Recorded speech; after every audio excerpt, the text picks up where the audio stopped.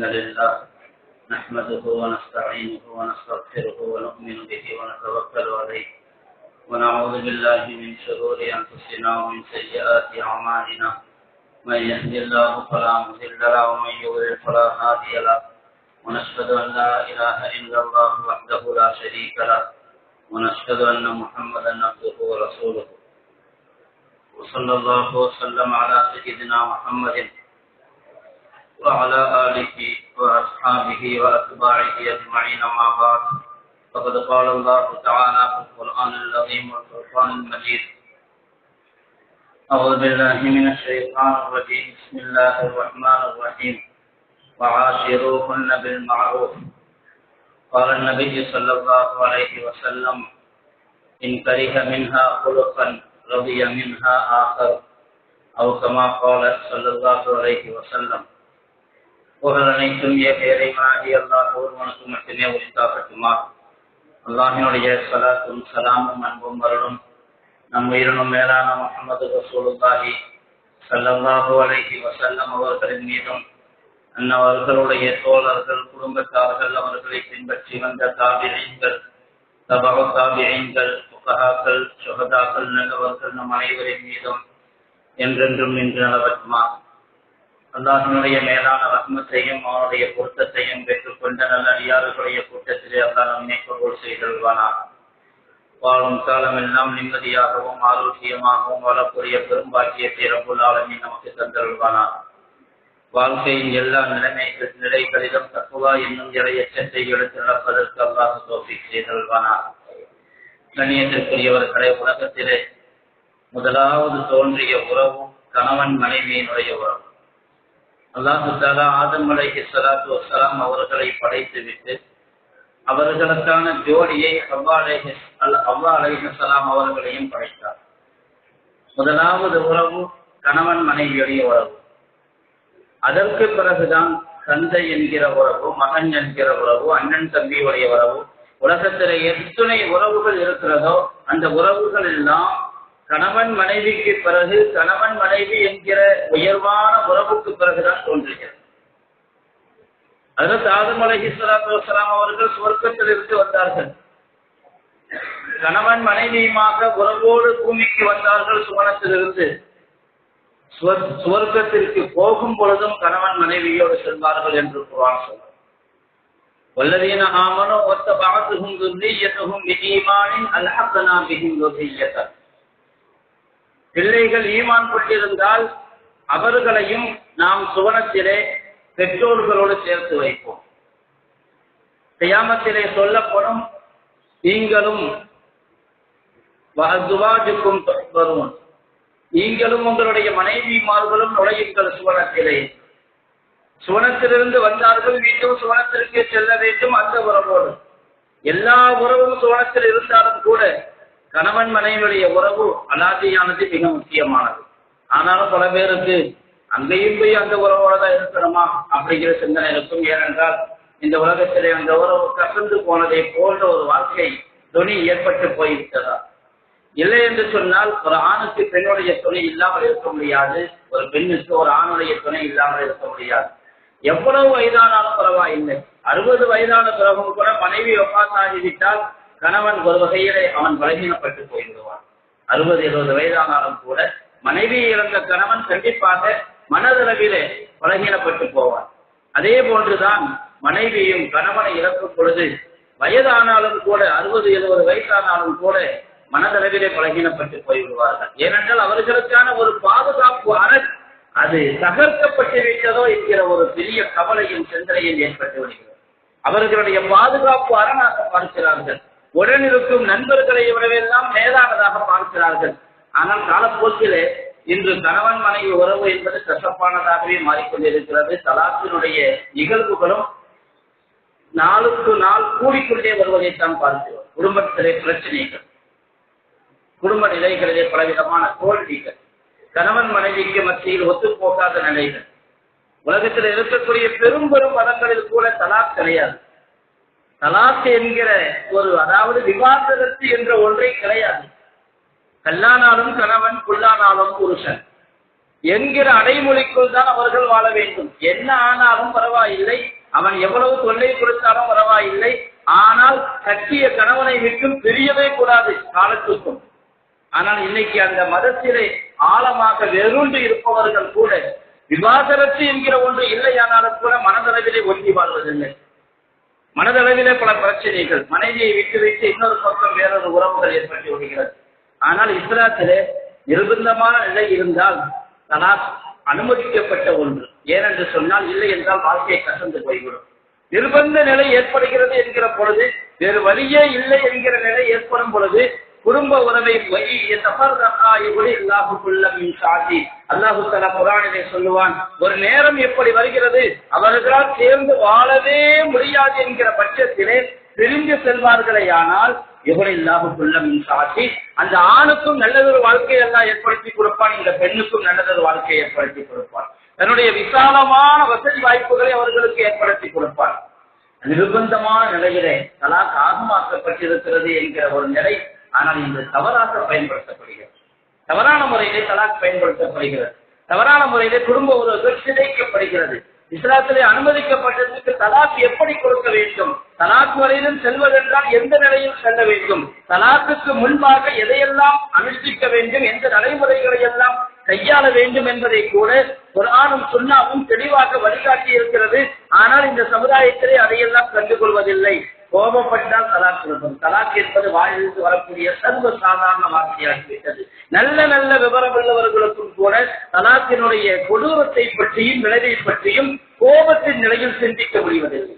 கோபமாக இருக்கும் பொழுது தலாக் எவ்வளவு பெரிய பின்விளைவை ஏற்படுத்தும், தலாக்கின் மூலமாக எத்தனை பிரச்சனைகள் உருவாகும், நம்முடைய பிள்ளைகளுக்கு எத்தனை பிரச்சனைகள் உருவாகும், இதையெல்லாம் சிந்திப்பதற்கு இடம் கொடுப்பதில்லை மனிதனுடைய உணர்ச்சி வசப்படக்கூடிய அந்த கோபம்.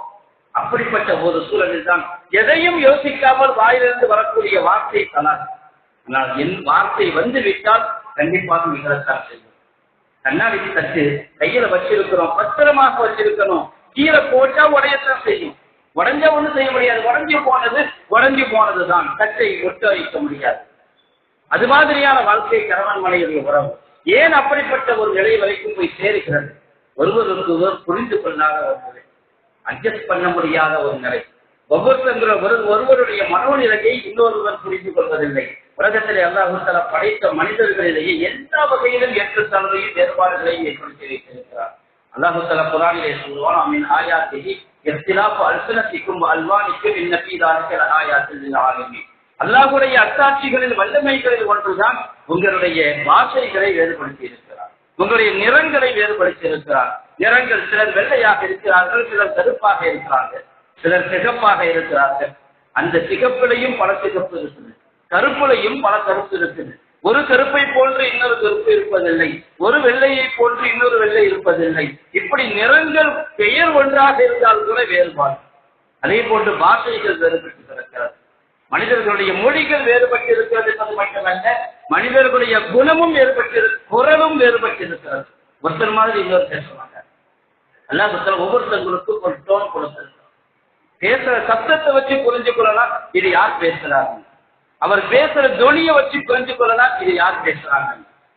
பேச்சுக்கும் குரலையும் அல்லாஹ் வேறுபடுத்தி கொடுத்திருக்கிறார். ஒவ்வொருத்தங்களுடைய குரலும் ஒவ்வொரு மாதிரி இருக்கும். சில பேர் தான் இருப்பாங்க எல்லா குரலையும் பேசுறதுக்கு அதுக்காக தங்களை பயிற்சி எடுத்துக் கொள்வார்கள், அது மாதிரி பேசி பார்ப்பார்கள். ஆனால் ஒரிஜினல் கண்டிப்பாக வராது. ஒவ்வொருத்தங்களுக்கும் ஒரு குரல் உண்டு. இப்படி குரலிலும் நிறத்திலும் மாறுபாடு இருக்கும் பொழுது சுபாவத்திலும் கட்டாயம் மாறுபாடு இருக்கும், குணத்திலும் மாறுபாடு இருக்கும், மனோநிலையிலும் மாறுபாடு இருக்கும். இது சைக்காலஜி, இதை படிக்க வேண்டும். ஒருவருடைய நிலையை இன்னொருவர் புரிந்து கொள்ள வேண்டும். அவருக்கு ரெண்டு பேர் ஒன்று சேர்ந்திருக்கிற இடத்திலே ஒருவருடைய பழக்க வழக்கம் இன்னொருவருக்கு முழுமையாக பிடித்திருக்க வேண்டும் என்கிற எந்த கட்டாயமும் இல்லை. பல நடைமுறைகள் நமக்கு பிடிக்காமல் இருக்கலாம். நாம எனக்கு பிடிக்கல, நம்ம கூட பஸ்ல பக்கத்துல உட்கார்ந்து இருக்கிறவங்க கூட ஒரு மணி நேரம் உட்கார்ந்தா கூட அவருடைய செயல்பாடுகள் நமக்கு பிடிக்காமல் இருக்கலாம், அல்லது பிடித்திருக்கலாம், பிடிக்காமலும் இருக்கலாம். ஏனென்றால் 2 மணி நேரம் கூட இருக்கும் பொழுதே இப்படியான சிந்தனை என்றால் வாழ்க்கை முழுவதும் சேர்ந்திருக்க வேண்டும். அல்லாஹ் தஆலா குர்ஆனிலே வஆஷிருஹுன்ன பில் மஅரூஃப் என்று சொல்லுவார். மனைவிமார்களுக்கு நல்ல முறையில் நடந்து கொள்ளுங்கள் என்று சொன்ன மாத்திரத்திலே அடுத்து உடனே சொல்லுவான் பையன் கறிக்குமோ பொண்ணு. நீங்கள் அவர்களை வெறுத்தால், அவர்களிடத்திலே உங்களுக்கு வெறுப்பான ஒரு குணத்தை கண்டால், மனைவிமார்களிடத்திலே உங்களுக்கு வெறுப்பான ஒரு செயலை கண்டால், ஒரு விஷயத்தை நீங்கள் வெறுக்கலாம், ஆனால் அதில்தான் அல்லாஹ் நலவுகளை வைத்திருக்கும் அதிகமான நலவுகளை. நல்ல விதமா நடந்து கொள்ளுங்கள் என்று சொன்ன மாத்திரத்தில் நீங்கள் வெறுத்தால் என்று சொல்வதற்கு என்ன காரணம்? கண்டிப்பாக வெறுக்கத்தக்க காரியங்கள் நடக்கும், நமக்கு பிடிக்காத காரியங்கள் நடக்கும். நம்முடைய மனதிற்கு பிடித்தமில்லாததை அவள் செய்வாள், அதே போன்று அவருடைய மனதிற்கு பிடித்தமில்லாததை நாமும் செய்வோம். அவர் குடும்பம் வேறு, ஊர் வேறு, அவருடைய குடும்ப வட்டம் வேறு, அவருடைய சமூகம் வேறு, நம்முடைய ஊர் வேறு, நம்முடைய சமூகம் வேறு, நம்முடைய குடும்ப வட்டம் வேறு. ஒவ்வொருத்தங்களுக்கும் ஒரு பழக்கம் இருக்கும். சில பேர் காபி தான் குடிப்பாங்க, டீ குடிக்க மாட்டாங்க. சில பேர் எதுவும் குடிக்க மாட்டாங்க, பால் தான் குடிப்பாங்க. சில பேர் பாலும் குடிக்க மாட்டாங்க. பால்லையும் பெரிய ஆபத்து இருக்குது, பாலும் குடிக்க கூடாது, பால் கூட குடித்ததில்லை என்று சொல்பவர்கள் உண்டு. மனைவிக்கு டீ குடிக்காம இருக்க முடியாது, இவருக்கு டீ தான் ஆகாது. இப்ப 2 பேரும் ஒத்து போகணும். அவளுக்கு விருப்பமானதை கண்டிப்பா அவ செஞ்சுதான் ஆகணும், அவ குடிச்சுதான் ஆகணும். எனக்கு டீ குடிக்கலைன்னா நீயும் டீ குடிக்க கூடாதுன்னு சொல்லக்கூடாது, என்ன மாதிரி இருக்குன்னு சொல்லக்கூடாது. அவனுடைய மனோநிலை வேறு, அவனுடைய பழக்க வழக்கம் வேறு. சில பேருக்கு கருப்பட்டி சாயா தான் பிடிக்கும் அப்படின்னா அவங்க அதைத்தான் குடிப்பாங்க. எனக்கு நாட்டு சக்கரை போட்டுதான் பிடிக்கும். ஒவ்வொரு டீ கடையில பல பல்வேறு இனங்கள் வந்துருச்சு. டீயில எத்தனை வகை டீ வந்துருச்சு. ஒரு பக்கம் லெமன் டீ இருக்குது, கிரீன் டீ, இப்படி டீ என்கிற ஒரு டீயிலேயே இத்தனை வகை. அப்படின்னா மனிதனுடைய மனோநிலை எத்தனை வகையாக இருக்கும். இதை புரிந்து கொண்டு வாழ முடியவில்லை என்று சொன்னால் அந்த வாழ்க்கை எப்படி இருக்கும்? அந்த வாழ்க்கை எப்படி இருக்கும்? ஒவ்வொருத்தங்களுக்கும் ஒரு பழக்கம், ஒவ்வொருத்தங்களுக்கும் ஒரு நடைமுறை. ஸல்லல்லாஹு அலைஹி வஸல்லம் அதுதான் சொன்னாங்க, ஒரு மனைவிடத்திலே ஒரு குணத்தை வெறுத்தால் இன்னொரு குணத்தை பிடிக்கும். எது பிடிக்குமோ அதை எடுத்துக்கங்க, எது பிடிக்கலையே அதை விட்டுருங்க. அவங்களுக்கு பிடிக்கிறத அப்ப செய்வாங்க. மார்க்கத்துக்கு முரணில்லாத வரையிலும் அவர்களோடு அவர்கள் பிடித்தமான முறையில் நடக்க இருக்க விட வேண்டும். தொழுகவில்லை என்று சொன்னால் கூட தொழுகைக்காக சண்டையிடக்கூடாது. தொழுதா நல்லா இருக்குமே சொல்லலாம், சொல்லாம இருக்கிறீங்களே. நம்ம தொழுது காட்டணும், எப்பவுமே நம்ம அப்படி நடக்கணும். சில விஷயங்களை எடுப்படையே வேகமாக நம்ம ரொம்ப தக்குவாதாரியா இருக்கலாம், அதே மாதிரி மனைவி இருக்கணும் எதிர்பார்த்தா பல சமயங்கள் அப்படி இருக்காது. கொஞ்சம் விட்டு பிடிக்கணும், அவருடைய கோம்களே போகணும். அதே மாதிரி தான் ஒரு பெண்ணுடைய நிலையும், கணவனை விட்டு பிடிக்க வேண்டும். கோபப்படலாம், சில கணவன்மார்கள் கோபக்காரர்களாக இருக்கலாம், கோபப்படலாம், விட்டு பிடிக்க வேண்டும். இந்த அட்ஜஸ்ட்மெண்ட் இல்லாததுனால தான் குடும்பத்தில் பிரச்சனை. அதாவது ஆயிஷா ரலியல்லாஹு அன்ஹா அவங்ககிட்ட ஒரு பெண்மணி வந்து கேட்டாங்க, மருதாணி போடலாமான்னு கேட்டாங்க. ஹென்னா என்கிற மருதாணி போடலாமா? லாபாஸ், பரவாயில்லை, தாராளமா போடலாம்னு சொன்னாங்க. சொல்லிட்டு சொன்னாங்க, உலகின் அக்கறது தாங்க, இருந்தாலும் எனக்கு பிடிக்காதுன்னு சொன்னாங்க. நான் மருதாணி போடுறது இல்லை, எனக்கு பிடிக்காதுன்னாங்க. அதுக்கு அவங்க சொன்ன காரணம் என்ன தெரியுமா?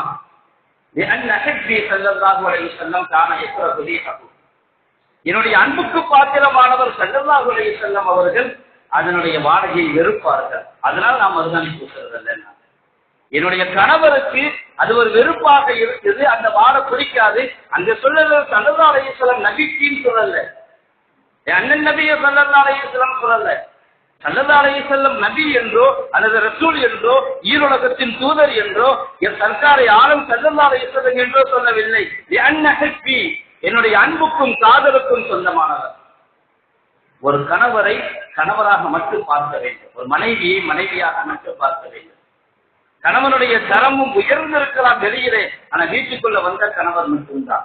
பெண்ணுடைய தரம் மற்ற இடங்களில் மிக உயர்ந்திருக்கலாம், ஆனால் வீட்டுக்குள்ளே மனைவியாக மட்டும்தான். அதாவது ஆயிஷா ரலியல்லாஹு அன்ஹா சொன்னாங்க, எனக்கு அன்புக்கு பாத்திரமானவர் ஸல்லல்லாஹு அலைஹி வஸல்லம் அவர்களுக்கு மருதாணி வாட பிடிக்காது, அதனால நான் மருதாணி பூசுறேன்னு சொன்னாங்க.